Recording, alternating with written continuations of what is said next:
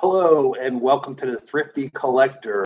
I will be unboxing Pro Wrestling Crate October 2020. This is my second take at this, so hope I get it right this time. Now, I really like the Pro Wrestling Crate. You get 2 t-shirts, Micro Brawler, usually a comic book. They used to have DVDs, but now they're doing more comic books. You get a lapel pin, the Micro Brawler, and an autograph 8x10 with their certificate of authenticity on it. So I'm going to go ahead and open this up. This is, like I said, October 2020. And this is the spoiler card. Basically tells you don't look over here. What I do like is they have next month's crate features is going to be Bully Ray from the Team 3D, Eddie Guerrero, Britt Baker, Coco Beware, Matt Cardona, Brian Myers, Chelsea Green, Swoggle, Colt Cabana, and a special item featuring almost 100 different wrestling superstars. My guess that's probably going to be a poster. Probably be hard to get them to do that on one t-shirt, but more than likely a poster for that one. And then this is a quick, now you don't have what's on this month. Going to start with the t-shirts. I really like the color of this one. It's a Legion of Doom, What a Rush. And it's the red, just like the colors they had. I'm not big into the black t-shirts that they put in these. I kind of like just about anything but black. I have the white, orange Cassidy. I'll actually wear that, even though I'm not a big fan of his, just for the simple fact that it is not black. Kind of a neat t-shirt, especially with the passing of Animal here within the past month. I was lucky enough to meet Animal at the Dothan Wrestling reunion in Dothan, Alabama about 2 years ago. Real nice, seemed real nice. Little chatty. He did chat a little bit with us, and a real nice guy. Signed a bunch of stuff for us. So, but like that, with the passing of Animal, What a Rush. That's a great t-shirt. That's one I'll definitely keep and wear. Just a quick to go over their actual t-shirts are really good quality. It's a nice soft cotton to it, so it's not like one of those cheap, real rough ones. They're very comfortable shirts. Okay, and then the next shirt is Darby Allin. No idea who that is. Looks like some kind of skeleton. Kind of a Halloween theme there.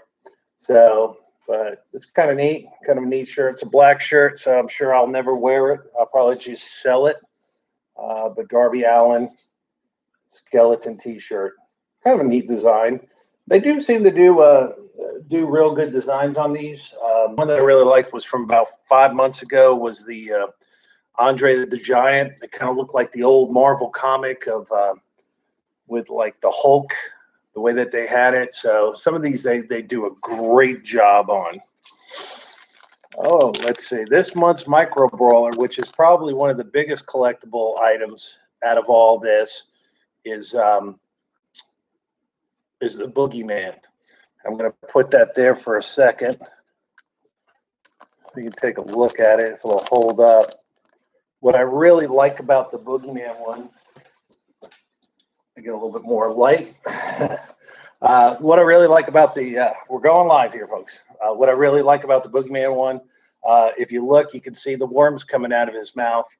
Boogeyman was around in the WWE for a little bit. I guess the big thing about him, he was a lot older when he started wrestling than what he led people to believe he was. So great job with the Boogeyman, but I really like the worm. Somebody did a great job on getting that done. Next item is, this is their PW Cast. This looks like probably their podcast. Yeah, it is. If you want to get on their podcast, they're just telling you who they've had before. A lot of these names, I have no idea who they are. Yeah, I'm an old school guy. I did like the NWA comeback. I thought that was probably the best out of AEW and WWE now. I thought the NWA did a great job. The wrestlers seem to take it seriously, but that's their podcast. Next item is Shane Helms' pen. It's hard to come up there. The Hurricane.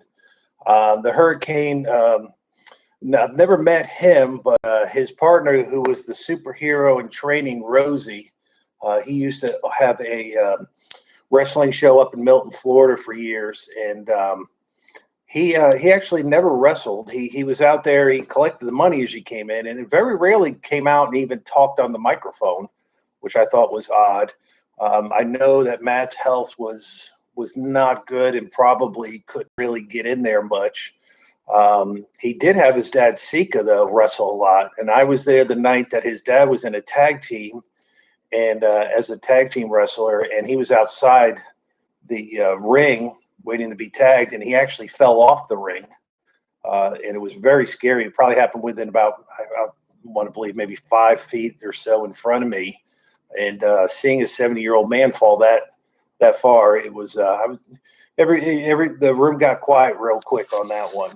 But back to Sugar Helms, nice little lapel pin. They put those in every month also. Next item, and that's pretty cool. Papa Shango Happy Halloween sticker. Now, out of the 3 gimmicks that Charles Wright had, Papa Shango, Karma, I believe it was the Ultimate Fighting Machine, and the Godfather. I actually like Papa Shango the best. I thought that was great with his tattoos. He really looked like some kind of voodoo guy. So I really enjoyed that one. And I believe he is in the WWE Hall of Fame, probably more as the Godfather, which more people remember him as, because that was more in the late 90s. But that's a neat little sticker that they threw in for Halloween. I like that. The next item is, this is the Glacier mask. So if you want to be like Glacier, kids, you can put that on for Halloween. Really did like the Glacier character. I remember for months and months the WCW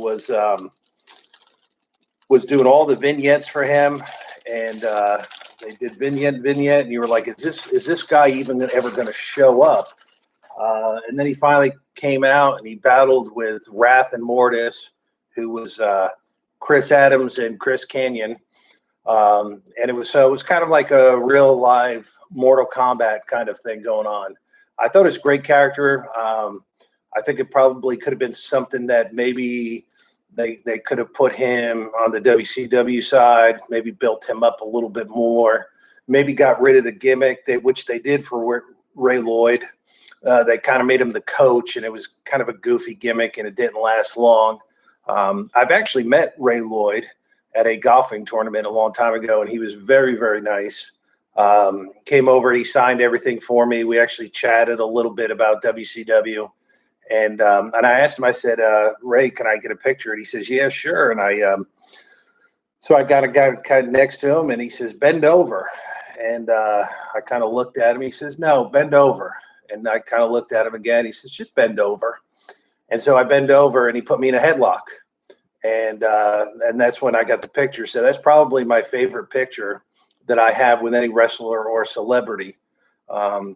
Don't want to go off too much of a tangent here, but I've never the first person that ever paid a celebrity to take a picture with them, I'd like to put, I don't know, nails in their Cheerios, because I think and I understand the guy's got to make money, and I don't think ill of that, but if you're paying to come into the venue, if you're paying to get the autograph, what are you getting besides that? And some of them just, fish you along. I've never paid for an autograph. I've never paid for a picture.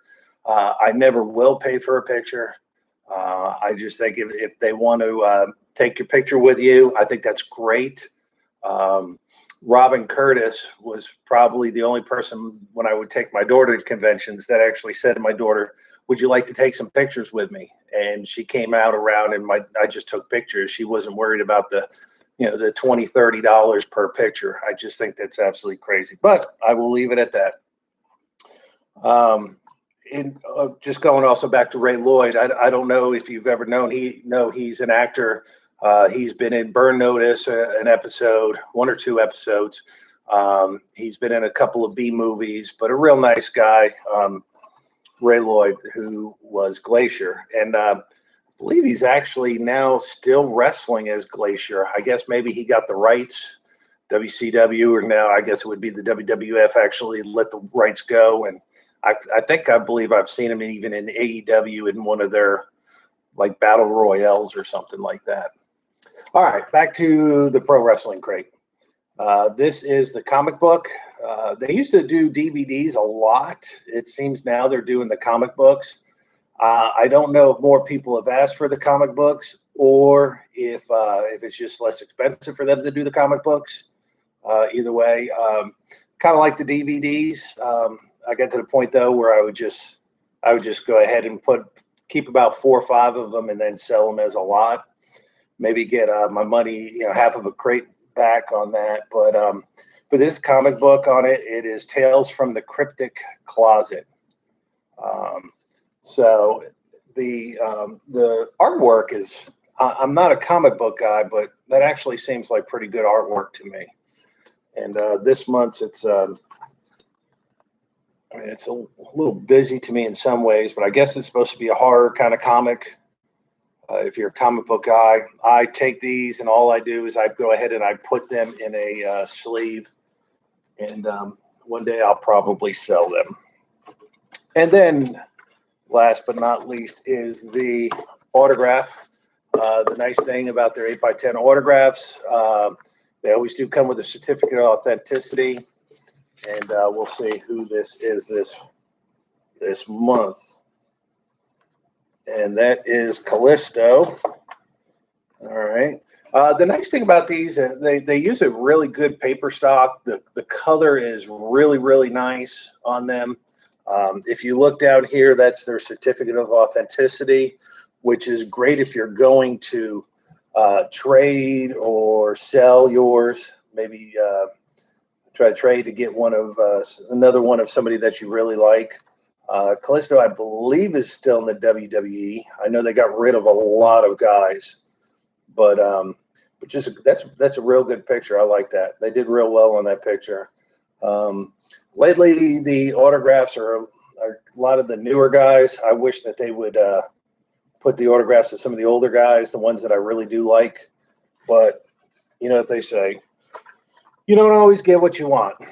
Well, thank you for letting me open up my Pro Wrestling Crate October 2020 box.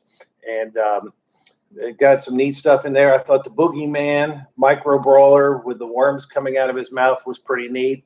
The Legion of Doom t-shirt is awesome. I can't wait to wear that. The Papa Shango Happy Halloween sticker. I just think that's kind of a neat thing that they put in there.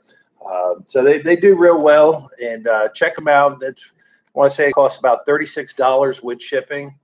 So it's pretty nice, especially if you like, if you need some t-shirts. That's kind of the idea behind it. It's be hard to go somewhere and buy 2 quality t-shirts for, you get them about $18, $20 each. So, but thank you for joining me, and stay thrifty.